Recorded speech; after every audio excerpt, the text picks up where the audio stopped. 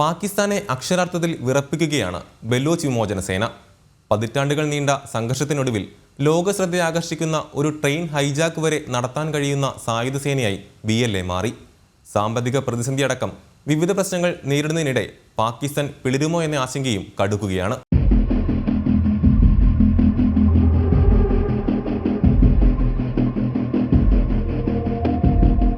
പാകിസ്ഥാനൊപ്പം ചേർത്തതോടെ പതനം തുടങ്ങിയ ഒരു നാട്.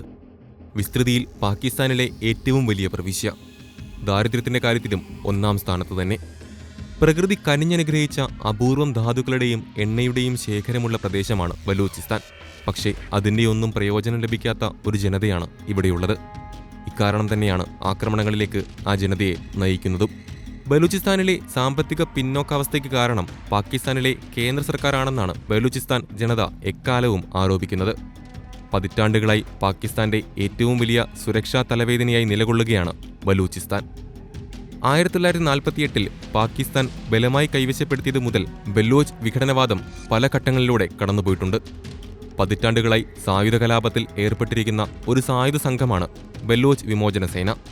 സ്വതന്ത്ര ബലൂചിസ്ഥാൻ സ്ഥാപിക്കുക, പാകിസ്ഥാനും ചൈനയും ബലോച്ച് വിഭവങ്ങൾ ചൂഷണം ചെയ്യുന്നതിനെ ചെറുക്കുക എന്നിവയാണ് അവരുടെ പ്രധാന ലക്ഷ്യങ്ങൾ. ഈ ലക്ഷ്യങ്ങൾ നേടുന്നതിനായി പാകിസ്ഥാൻ സുരക്ഷാ സേന, അടിസ്ഥാന സൗകര്യങ്ങൾ, ബലൂചിസ്ഥാനിലെ ചൈനീസ് താൽപ്പര്യങ്ങൾ, പ്രത്യേകിച്ച് ചൈന പാകിസ്ഥാൻ സാമ്പത്തിക ഇടനാഴിയുമായി ബന്ധപ്പെട്ടവ എന്നിവയെ ലക്ഷ്യമിട്ട് ബലോച്ച് വിമോചന സേന നിരവധി ആക്രമണങ്ങൾ നടത്തിയിട്ടുണ്ട്.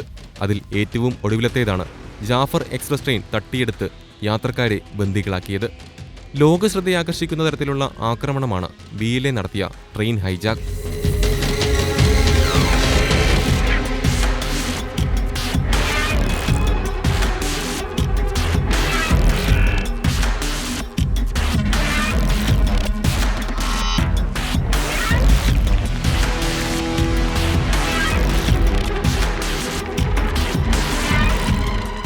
പാകിസ്ഥാനിലെ ക്വറ്റ മേഖലയിലെ പർവ്വത പ്രദേശത്ത് വെച്ചാണ് 9 കോച്ചുകളുള്ള ജാഫർ എക്സ്പ്രസ് ട്രെയിൻ റാഞ്ചിയത്.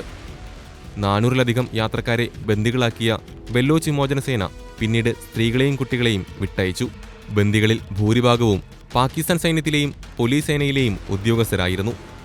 ട്രെയിൻ റാഞ്ചലിന്റെ ദൃശ്യങ്ങളും ബലൂച്ച് ലിബറേഷൻ ആർമി പുറത്തുവിട്ടു. ട്രെയിൻ പോകുമ്പോൾ ട്രാക്കിൽ സ്ഫോടനം നടക്കുന്നത് ദൃശ്യങ്ങളിൽ വ്യക്തമാണ്. തുടർന്ന് ഒളിഞ്ഞിരുന്ന BLA സായുധ സംഘം ട്രെയിനിനടുത്തെത്തുകയും യാത്രക്കാരെ പുറത്തിറക്കി ബന്ദികളാക്കുന്നതും ദൃശ്യങ്ങളിൽ കാണാം. റോഡോ മറ്റ് സൗകര്യങ്ങളോ ഇല്ലാത്ത മലയിടുക്കാണ് ആക്രമണത്തിനായി തെരഞ്ഞെടുത്തത്. സൈനികർക്കോ മറ്റ് സുരക്ഷാ ഉദ്യോഗസ്ഥർക്കോ പെട്ടെന്ന് എത്തിച്ചേരാൻ പറ്റാത്ത സ്ഥലമാണിത്. കൃത്യമായ ആസൂത്രണം നടത്തിയാണ് ട്രെയിൻ റാഞ്ചൽ നടത്തിയിരിക്കുന്നതെന്ന് വ്യക്തം. BLAയുടെ ചാവേർ സംഘമായ മജീദ് ബ്രിഗേഡിന്റെ നേതൃത്വത്തിലായിരുന്നു ആക്രമണം. പാകിസ്ഥാൻ ജയിലിൽ കഴിയുന്ന BLA തടവുകാരെ മോചിപ്പിച്ചാൽ മാത്രമേ ബന്ദികളെ വിട്ടയക്കൂ എന്നതായിരുന്നു BLAയുടെ നിലപാട്. പാക് സൈന്യം ഇതിന് വഴങ്ങാത്തതിനെ തുടർന്ന് ബന്ദികളെ കൊലപ്പെടുത്തിയെന്നാണ് BLA ഏറ്റവും ഒടുവിൽ അവകാശപ്പെടുന്നത്. പാക് സൈന്യം സ്വീകരിച്ച ധിക്കാരപൂർവമായ സമീപനത്തിന്റെ ഫലമായി 214 ബന്ദികളെയും കൊലപ്പെടുത്തിയെന്ന് BLA പ്രസ്താവനയിൽ പറഞ്ഞു. എന്നാൽ ഈ വാദം പാകിസ്ഥാൻ തള്ളി. 33 ഭീകരരെ വധിക്കുകയും 354 ബന്ദികളെ രക്ഷപ്പെടുത്തിയെന്നുമാണ് നേരത്തെ പാകിസ്ഥാൻ സൈന്യത്തിന്റെ വക്താവ് അറിയിച്ചത്. ട്രെയിൻ യാത്രക്കാരെ ബന്ദികളാക്കിയ ആക്രമണത്തിന് പിന്നാലെ പാക് സൈനിക വ്യൂഹത്തിന് നേരെയും ബലോച്ച് വിമോചന പോരാളികൾ ആക്രമണം നടത്തി. ബലോചിസ്ഥാൻ തലസ്ഥാനമായ ക്വറ്റയിൽ നിന്നും ടഫ്താനിലേക്ക് പോവുകയായിരുന്ന സൈനിക വാഹന വ്യൂഹത്തിന് നേരെയായിരുന്നു ആക്രമണം.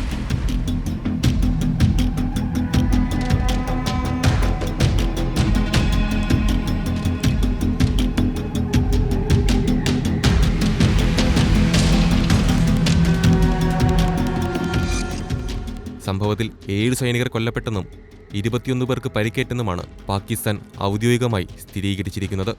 എന്നാൽ 90 പാക് സൈനികർ കൊല്ലപ്പെട്ടുവെന്നാണ് ആക്രമണം നടത്തിയ ബലോച്ച് ലിബറേഷൻ ആർമി അവകാശപ്പെട്ടത്.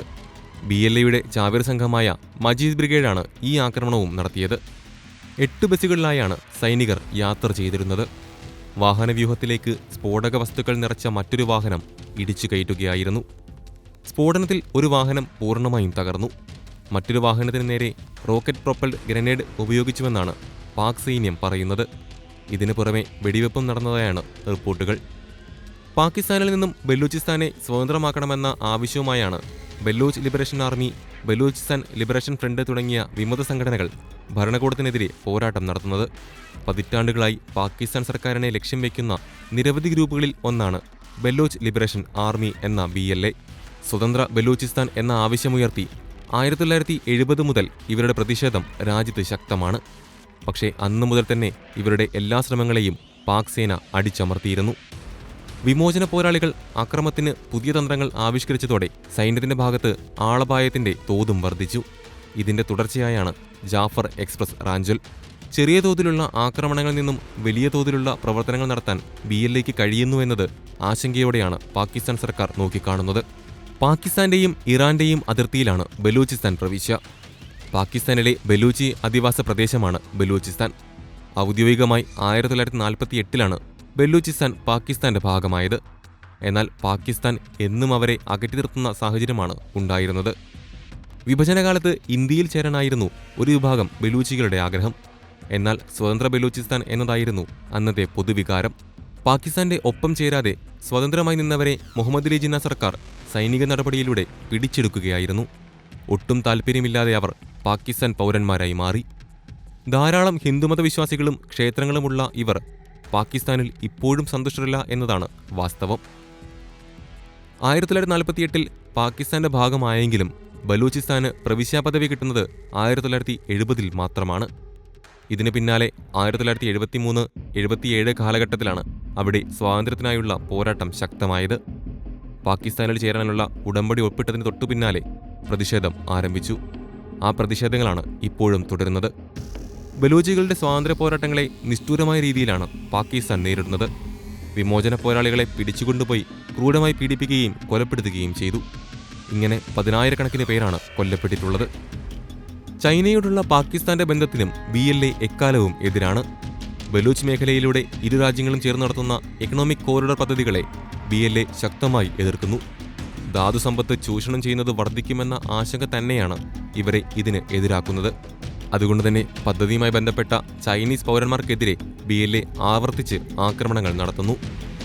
മാരി, ബുക്തി, ബംഗാൾ എന്ന ഗോത്രങ്ങളാണ് BLAക്ക് നേതൃത്വം നൽകുന്നത്.